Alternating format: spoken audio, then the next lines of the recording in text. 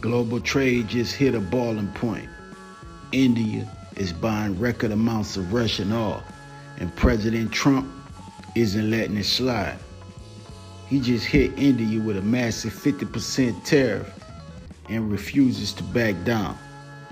This bold move could shake international markets, realign global alliances, and impact billions of dollars in trade. Let's check this clip out from Anton Daniels breaking it down. India. Hey, you guys went to India yet? India tariffs to 50% from 25%. So y'all already got to know that we're charging India 25% tariffs on any product that comes into the United States of America. But India is also a heavy partner, trading partner, and they buy a lot of oil from Russia. All right. And so Trump doesn't like that because he's trying to leverage power and tariffs and things like that and isolating Russia in order to try to convince them to have a ceasefire so that we can stop having war between Russia and Ukraine. But in addition to that, they have not secured a trade deal. And so Trump is proposing to raise it another 25% to 50% on India. And so make sure y'all hit a like for the algorithm, subscribe to the channel and turn on your notifications. This is first a summary of the whole situation. And President Trump is threatening to raise tariffs on Indian goods because of the country's business ties with Russia. It comes as he tries to put pressure on Vladimir Putin to end the war in Ukraine. And here's what the president said on CNBC this morning. India has not been a good trading partner because they do a lot of business with us, but we don't do business with them. So we settled on 25%, but I think I'm going to raise that very substantially over the next 24 hours because they're buying Russian oil. They're fueling the war machine. And CBS News White House reporter Olivia Rinaldi joins us now. Olivia, thanks for being with us. You know, President Trump has really seemed to have a very good relationship with the Prime Minister of India. How is India responding to all this now? Well, India is calling these new threats unjustified and unreasonable. They say that they've been working with the White House on economic policy, and they don't see how they're buying of Russian oil, is really going to impact this. So President Trump says there's going to be a new tariff on Indian exports.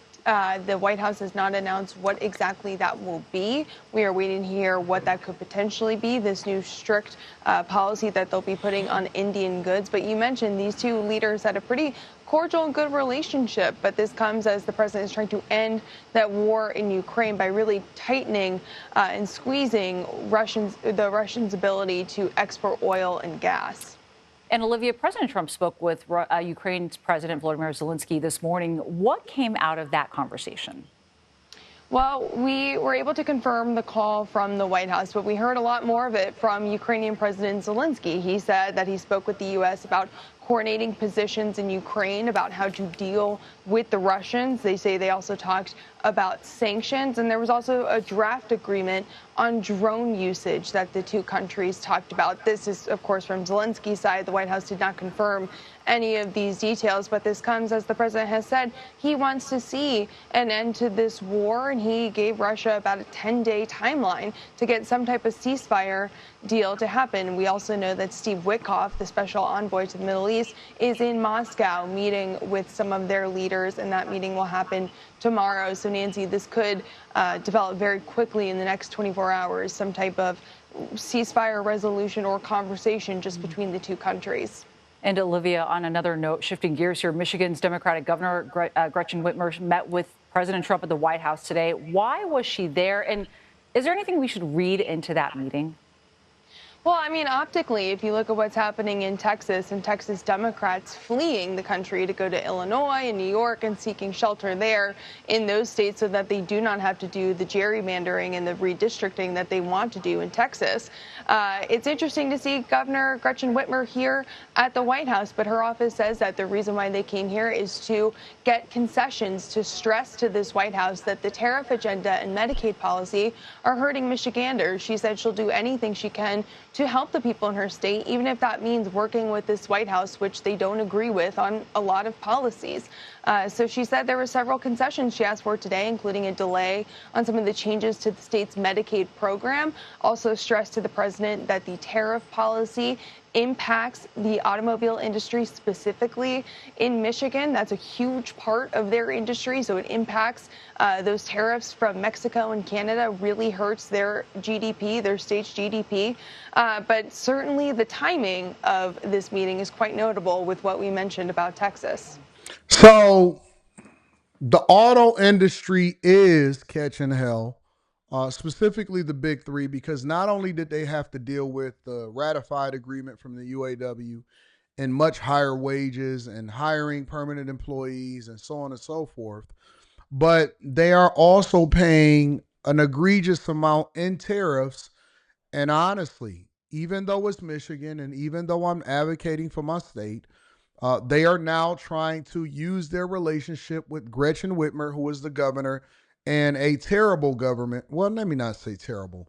A governor that I don't necessarily agree with, and I think that she's ran the state very badly, especially during the pandemic, and I haven't never forgot about that.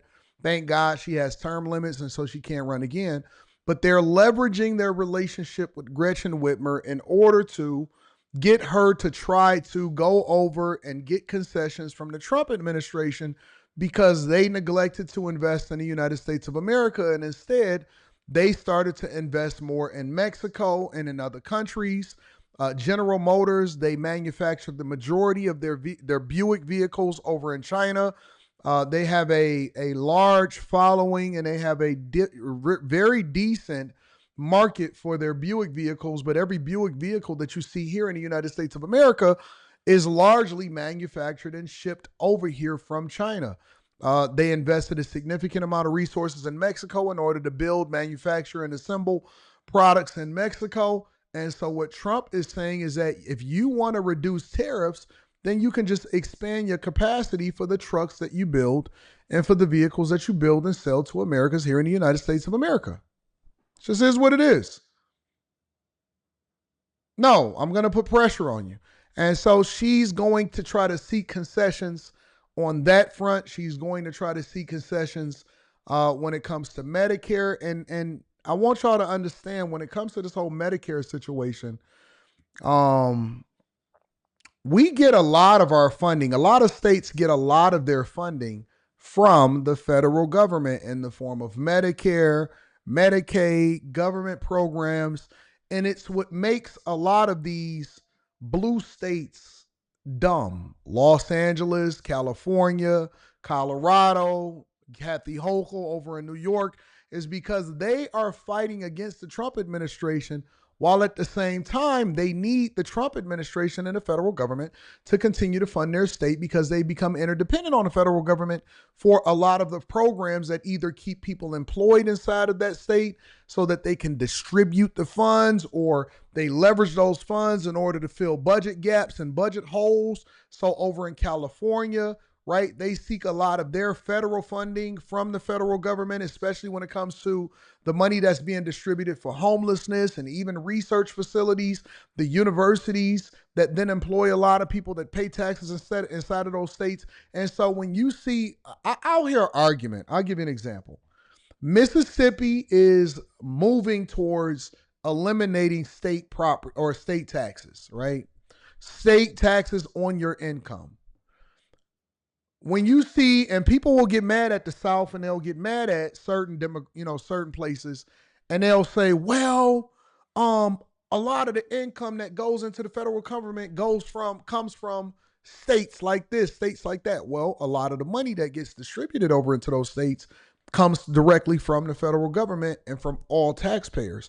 And so they'll say, well, money from California actually helps red states, and that's why red states are so poor.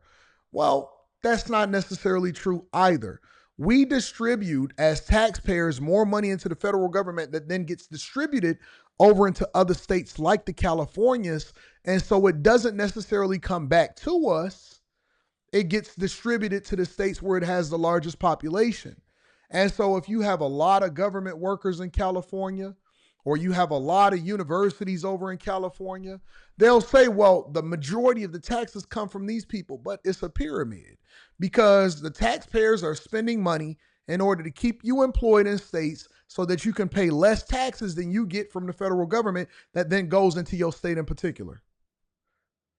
And so we realize that. Whereas you could say, well, you know, southern states or some of these red states aren't as prosperous, the Arkansas, the Mississippi, but then they become less dependent on the federal government. And that's where I think that the majority of companies are moving to. Is because it's not just based off of population, culture, environment, location. They are willing to relocate. And if you've never seen this before, all you got to do is look at the auto industry. The auto industry could have came into, and I'm talking about foreign automakers, the Daimlers, the Mercedes, the Audis, the Toyotas. They didn't come and build in the strongholds where all of the manufacturing capacity was. They went and built in the South. They didn't go and come up here and build in the North, where it was a lot of unions and unionization and all of that stuff. They went and built in the South. And so there's a lot of companies that are starting to move down south. They're starting to move out of the Californias and into the Texases and the Mississippis and the places where they have a more business-friendly environment. The problem is, can you get people to live there and work there, and do you have a brain drain? The governor of Texas is not only threatening to arrest... Wait a minute. Wrong one. Where did that come from? Let me see if I can get the right one up. Wait a second.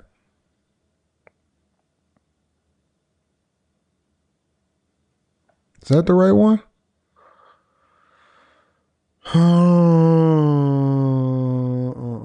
And President Trump is threatening to raise tariffs on Indian goods because of the country's business ties with Russia.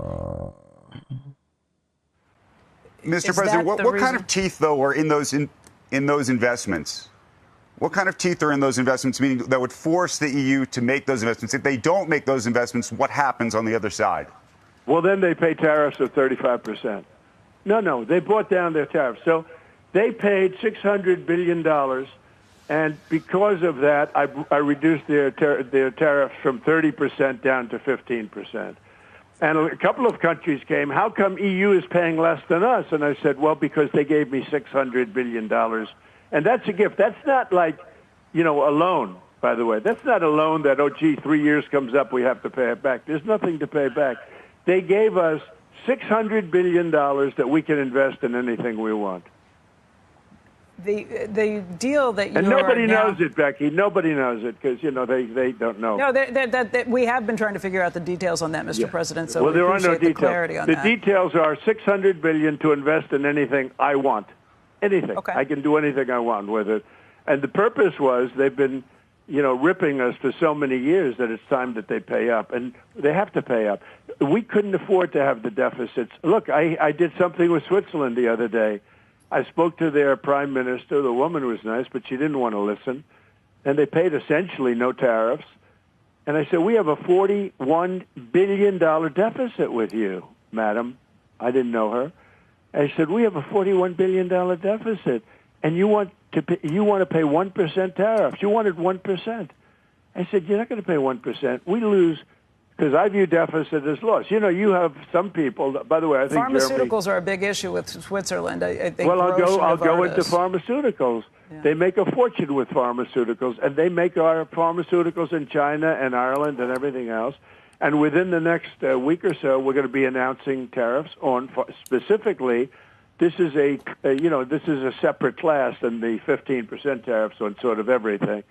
These are excluded classes, I call them. I like to call them excluded, like steel, aluminum, etc. Right, the 232. We're going to be announcing on semiconductors and chips, which is a separate category, because we want them made in the United States. And by the way, they're being made in the United States. We have the biggest in the world, as you know, from Taiwan is coming over and spending $300 billion in Arizona, building the biggest plant in the world for chips and semiconductors. But on pharmaceuticals, we'll be putting a initially small tariff on pharmaceuticals, but in 1 year, President 1.5 years maximum, it's going to... Why, hold on, give me a second.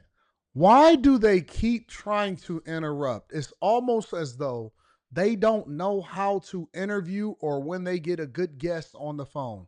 When you get somebody on the phone and they're trying to get their full thoughts out, or you get somebody to interview, you don't try to interject the show just, 25, 37. Shut up and let the man talk. We didn't come to hear you. We came to hear Trump. Let him talk about exactly what they're negotiating, what they're talking about with Switzerland, what they're talking about with India, what they're talking about with Taiwan, why we are in a war with China for Taiwan in the first place, and why we're trying to proactively put ourselves in a position to not be interdependent on Taiwan, but instead the companies that are invested in Taiwan. Let him talk. Good God, shut up. Hate it when people do that. Go to 150%, and then it's going to go to 250% because we want pharmaceuticals made in our country. And that's not the CHIPS Act like Biden did because he didn't know what he was doing, where they gave billions of dollars to companies that had more money than they knew what to do with. President Trump, can I ask you about something that you're doing that's opposite of the Biden administration, too? And that's the latest deal that you've announced. Everything. The latest deal, though, that you're announcing with India, you're upset with the trade deal there, especially because they're buying Russian oil. The Biden administration sanctioned Russian oil, but then they kind of winked and nodded and appreciated that India and China were buying some of that oil because they were worried it would raise oil prices and thereby prices at the pump. To you, is it more important to shut down the Russians on this than to worry about oil prices? I'm not worried about prices because we're drilling at levels that nobody's ever seen before. And what Biden did is he stopped my drilling. And then prices, if you remember that first couple of months, prices went through the roof. And he immediately said, let's go back to what Trump was doing. Let's go back to it. But by that time, they had blown it, and the energy prices were so high, and that's what caused that, and his crazy spending is what caused, by the way, the largest inflation in the history of our country was during the Biden administration. Not 48 years. You know, they like to say 48 years. It was the largest in the history of our country, the inflation that we had during Biden, because the man obviously didn't know what he was doing. But with India, what people don't like to say about India, they're the highest tariff nation. They have the highest tariff of anybody. We do very, very little business with India because their tariffs are so high. So India has not been a good trading partner because they do a lot of business with us, but we don't do business with them. So we settled on 25%, but I think I'm going to raise that very substantially over the next 24 hours because they're buying Russian oil, they're fueling the war machine, and if they're going to do that, then I'm not going to be happy. There are a lot of deals signed, and I don't know. I thought India was imminent. I'm not sure what the sticking point is there, Mr. President. But let's just, since we don't have all day, we got to talk China. Well, the sticking point with India is that tariffs are too high. Now, I will say this: India went from the highest tariffs ever. They will give us 0 tariffs. And they're going to let us go in, but that's not. Oh, gosh, these people are absolutely annoying. They are annoying. So anyways, in conclusion, obviously it's just a straight up India is continuing to buy oil from Russia. And as a result, on top of the fact that we don't really do any business as far as us exporting over to India versus importing India products inside of the United States of America. And because they are already at a 25% tariff, India is crying and complaining, trying to get that down. Apple invested a significant amount of money in India. I also just recently got news that Apple plans to invest an additional $100 billion in order to shore up manufacturing inside of the United States of America because they're paying significant tariffs. And so I will keep you guys informed on what's happening out in these streets. CNBC, you guys, sometimes you do decent breakdowns, but you guys are horrible interviewers. Horrible interviewers. You keep trying to stop him. You making faces online. Look at this. Look at this idiot. Look at what is he doing? But let's just, since we don't have all day, we got to talk China. Well, why would you say that? Sticking point with India is that tariffs are too high. Now, I will say this. But India went from the highest tariffs ever. I used to like you guys. Liberal Anton used to like CNBC. Liberal Anton used to like CNBC. Hit that like button, subscribe, and tap that bell notification so you can be notified next time I drop some more heat.